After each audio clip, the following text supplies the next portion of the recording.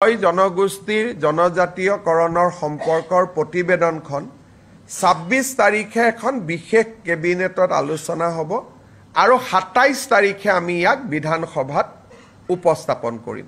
২৫ তাৰিখে উপস্থাপন কৰিম বুলি মই কৈছিলোঁ, কিন্তু বহুত কাগজ পত্ৰ আইনৰ হেঁচাৰ বাবে আমি সিদ্ধান্ত ল'লোঁ যে এই প্ৰতিবেদনখন আমি ২৭ তাৰিখে সদনত আমি দাখিল কৰিম। ২৬ তাৰিখে আমাৰ কেবিনেট বৈঠক হ'ব, তাতে অনুমোদন হ'ব আৰু ২৭ তাৰিখে আমি ইয়াক সদনত উপস্থাপন কৰিম। কোনো জাতি জনগোষ্ঠীৰ লগত বা আমাৰ সংঘাত নাই।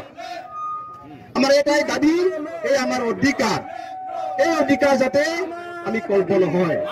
জাতি জনগোষ্ঠী অসমত যিমান আছে তাৰ লগত আমাৰ কোনো সংঘাত নাই। একেসকলে যি বিচাৰিছে বিচাৰক।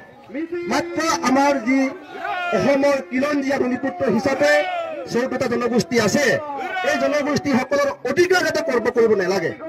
তাৰ কাৰণে আমাৰ এই সংগ্ৰাম কৰিছোঁ। এই সংগ্ৰাম আমাৰ অসমৰ যিমান আমাৰ কিৰণজীয়া ভূমিপুত্ৰ আছে আৰু আমাৰ কিৰণজীয়া যিমান মানুহ আমাৰ ST মানুহ আছে, এই জোৰ সমাধানৰ জৰিয়তে আমি অসম চৰকাৰক আহ্বান জনাইছোঁ। আৰু অসম চৰকাৰৰ যি হঠকাৰী সিদ্ধান্ত, এই হঠকাৰী সিদ্ধান্তক আমি গুৰু বিৰোধিতা কৰিছোঁ।